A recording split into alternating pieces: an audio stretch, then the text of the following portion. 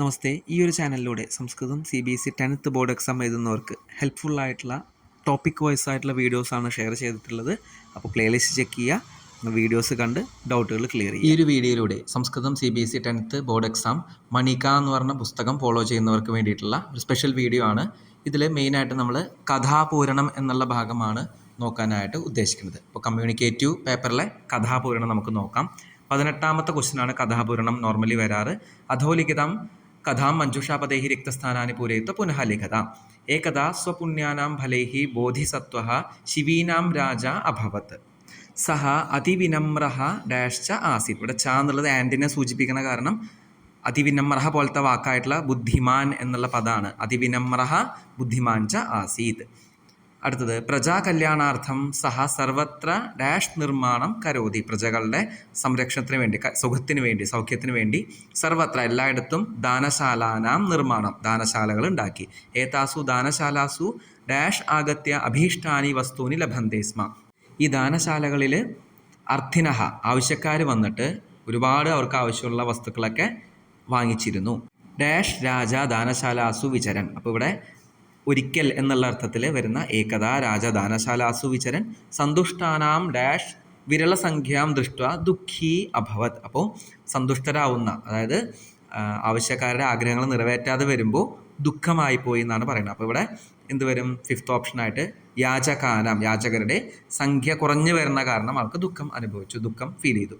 രാജ സ്വശരീരസ്യ ദാനം കർത്തും, സ്വന്തം ശരീരം ദാനം ചെയ്യാനായിട്ട് നിശ്ചയം അകരോത്, നിശ്ചയിച്ചു. ഏതജ്ഞാത്വ സർവേ ഏവ ഡാഷ് സഞ്ജാതാഹ. എല്ലാവരും എന്തായി? വ്യാകുലാഹ, എല്ലാവർക്കും ടെൻഷനായി, ബുദ്ധിമുട്ട് തോന്നി. തസ്യ ദാനശീലതാം പരീക്ഷിതും ഡാഷ് തത്ര ആഗച്ഛത്. അവിടേക്ക് ആര് വന്നു? ഇന്ദ്രഹ, ഇന്ദ്രൻ വന്നു ചേർന്നു. ടെക്സ്റ്റ് ബുക്കിലെ ഭാഗമാണ്, അതുകൊണ്ട് ടെക്സ്റ്റ് വായിച്ചാലും നമുക്കിതൊക്കെ കറക്റ്റായിട്ട് ആൻസർ ചെയ്യാൻ പറ്റുള്ളൂ. അടുത്തത് 4ാമത്തെ ക്വസ്റ്റ്യൻ ആയിട്ടുള്ള അൺസീൻ പാസേജ് പോലെയുള്ള അൺസീൻ കഥയാണ് നമുക്കിവിടെ കംപ്ലീറ്റ് ചെയ്യാനായിട്ടുള്ളത്. ഏകഃ വൃക്ഷഃ സ്വ ആത്മകഥാം ഡാഷ്. ഒരിക്കൽ ഒരു വൃക്ഷം സ്വന്തം ആത്മകഥ പറഞ്ഞു എന്നുള്ള അർത്ഥത്തിൽ വരുന്നൊരു വാക്കാണ് നമുക്ക് വേണ്ടത്. അപ്പോൾ ഉത്തരം ഏത് വരും? കഥയതി, പറയുന്നു. മമ ജന്മസ്ഥാനം ഏകം ഡാഷ് ആസീത്. വൃക്ഷങ്ങൾ എവിടെ ജനിക്കുക? സ്വാഭാവികമായിട്ടും വനത്തിലായിരിക്കാം. അപ്പോൾ ഓപ്ഷൻ ഉണ്ട് വനം. വനം ആസീത്, എൻ്റെ ജന്മസ്ഥലം വനമായിരുന്നു. പ്രാരംഭേ അഹം ലഘുഹു ഏവ ആസം പരന്തു ശനൈഹി ശനൈഹി ഡാഷ് ജാതഃ.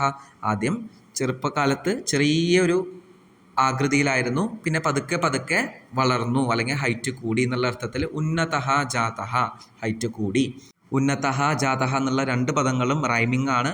അപ്പോൾ ഏകദേശം നമുക്ക് റൈമിംഗ് വെച്ചിട്ട് ആൻസർ ചെയ്യാൻ സാധിക്കും. മമ ശാഖാഹ ഡാഷ് പത്രാണി ച മനോഹരാണി ആസൻ.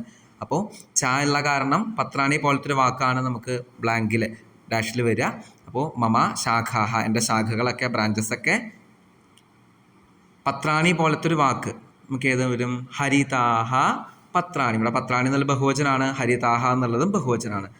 അഹം ശ്രാന്താനാം ഡാഷ് ആശ്രയ പക്ഷിണാം നിവാസഹ ച അസ്മി. ശ്രാന്ത എന്ന് വെച്ചാൽ ടയേർഡായിട്ടുള്ള ആൾക്കാർക്ക് എന്ത് നൽകുന്നു? പഥികാനാം, ടയേർഡായിട്ടുള്ള യാത്രക്കാർക്ക്. പഥികഃ എന്ന് വെച്ചാൽ ട്രാവലേഴ്സാണ്, അല്ലെങ്കിൽ യാത്ര ചെയ്യുന്നവരാണ്, യാത്രക്കാരാണ്, അവർക്ക് ആശ്രയം കൊടുക്കുന്നു. സർവേ ജീവാഹ പ്രാണവായു അത്ര ഏവ ഡാഷ്. എല്ലാ ജീവജാലങ്ങൾക്കും പ്രാണവായു ഇവിടെ ലഭിക്കുന്നു എന്നുള്ള അർത്ഥത്തിൽ ഒരു വാക്ക് ഇവിടെ ഉണ്ട്, പ്രാപ്നുവന്തി എന്നുള്ള പദമാണ്. സർവേ ജീവാഹ പ്രാണവായു അത്ര ഏവ പ്രാപ്നുവന്തി. അഹം പരോപകാരി ധൈര്യവാഞ്ച അസ്മി. ഞാൻ പരോപകാരിയാണ്, ധൈര്യമുള്ളവനാണ്. മനുഷ്യാഹ യഥാ വൃക്ഷം ഡാഷ് തഥാ അഹം ജീവനസ്യ സുഖം അനുഭവാമി. വൃക്ഷത്തെ സംരക്ഷിക്കുമ്പോൾ എന്നുള്ള അർത്ഥത്തിലൊരു വാക്കാണ് ഇവിടെ വേണ്ടത് നമുക്ക്. മനുഷ്യാഹ യഥാ വൃക്ഷം പോഷയന്തി, പോഷിപ്പിക്കുന്നു. തഥാ അഹം ജീവനസ്യ സുഖം അനുഭവം. അപ്പോൾ ഞാൻ എൻ്റെ ജീവിതം സുഖമായിട്ട് അനുഭവിക്കുന്നു. അഹം ജനേഭ്യഃ അഭീഷ്ടാനി ഡാഷ് യച്ഛാമി. അഭീഷ്ടമായിട്ട്, ഒരുപാട് അധികമായിട്ട് എന്ത് കൊടുക്കുന്നു? വസ്തൂനി, ഒരുപാട് വസ്തുക്കൾ കൊടുക്കുന്നു. മമ ജീവനം തു ഡാഷ് ഏവ അസ്തി. എൻ്റെ ജീവിതം എന്താണ്? മറ്റുള്ളവർക്കാണ് എന്നുള്ള അർത്ഥത്തിൽ അന്യേഭ്യഃ ഏവ അസ്തി എന്നുള്ളതാണ് 9th ഓപ്ഷനായിട്ട് വരേണ്ടത്. എൻ്റെ ജീവിതം മറ്റുള്ളവർക്കാണ്, അല്ലാണ്ട് സ്വയം അനുഭവിക്കാൻ വേണ്ടിയിട്ടില്ല എന്നുള്ള അർത്ഥത്തിലാണ് ഇവിടെ 9th വൺ അന്യേഭ്യഃ എന്നുള്ള പദം യൂസ് ചെയ്തത്. പരം ലോഭവശാത് മനുഷ്യ വൃക്ഷം ചിത്വ ഡാഷ് ഏവ കരോതി. പക്ഷേ സ്വന്തം താല്പര്യത്തിന് വേണ്ടിയിട്ട് മനുഷ്യർ വൃക്ഷത്തെ ഛേദനം ചെയ്തിട്ട് ആത്മഹാനിമേവ കരോതി. അവർ വൃക്ഷത്തെ നശിപ്പിക്കുമ്പോൾ സ്വയം നശിച്ചു പോവുകയാണ് ചെയ്യുന്നത്. വൃക്ഷാണം സംരക്ഷണമേവ ജീവനമസ്തി. വൃക്ഷത്തെ സംരക്ഷിക്കുകയാണ് നമ്മുടെ പരമാർത്ഥമായിട്ടുള്ള ജീവിതം എന്നാണ് ഇവിടെ പറയുന്നത്. അപ്പോൾ സിമ്പിളായിട്ട് റൈമിങ് വെച്ചിട്ടും വിശേഷണം വിശേഷ്യം അതൊക്കെ വെച്ചിട്ടും ഏകവചനം ബഹുവചനം വചനങ്ങളൊക്കെ നോക്കിയിട്ടും നമുക്ക് കംപ്ലീറ്റ് ചെയ്യാൻ സാധിക്കും. നേരത്തെ പറഞ്ഞ സ്റ്റോറി അല്ലാതെ നമുക്ക് ഓർ ക്വസ്റ്റ്യൻ ആയിട്ട് സംവാദം കോൺവെർസേഷൻ കംപ്ലീറ്റ് ചെയ്യാനായിട്ടും വരും. നമുക്കത് നോക്കാം. ഛാത്രഃ മഹോദയ നമോ നമഃ.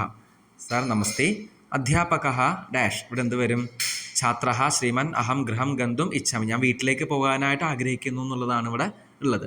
അപ്പോൾ വീട്ടിലേക്ക് പോകാൻ ആഗ്രഹിക്കുന്നു എന്ന് റിപ്ലൈ വരണമെങ്കിൽ അധ്യാപകൻ എന്ത് ചോദിച്ചിട്ടുണ്ടാവണം? ശുഭപ്രഭാതം, കിം സർവം കുശലം. സുപ്രഭാതം, എല്ലാവർക്കും സുഖമല്ലേ എന്നുള്ള അർത്ഥത്തിൽ, അല്ലെങ്കിൽ നിങ്ങൾക്ക് സുഖമല്ലേ എന്നുള്ള അർത്ഥത്തിൽ രണ്ടാമത്തെ ആ ഒരു ഇതാണ് ഫസ്റ്റ് ഓപ്ഷനായിട്ട് വരിക.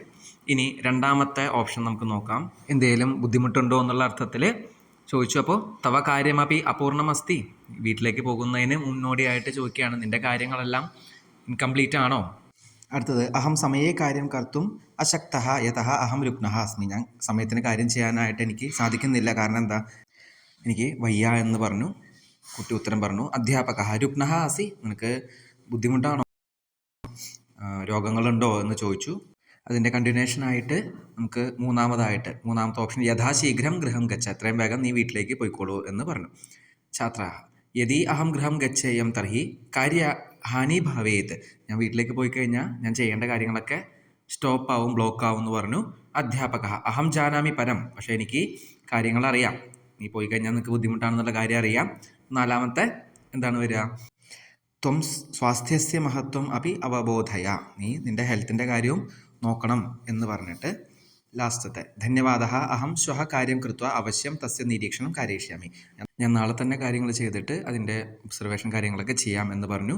അധ്യാപകഃ ശുഭകാമനാഃ ശീഘ്രമേവ സ്വസ്ഥോ ഭവ. എത്രയും വേഗം നീ ഹെൽത്തി ആയിട്ടിരിക്കട്ടെ, ഓക്കെ ആവട്ടെ എന്ന് പറഞ്ഞ് അവസാനിച്ചു.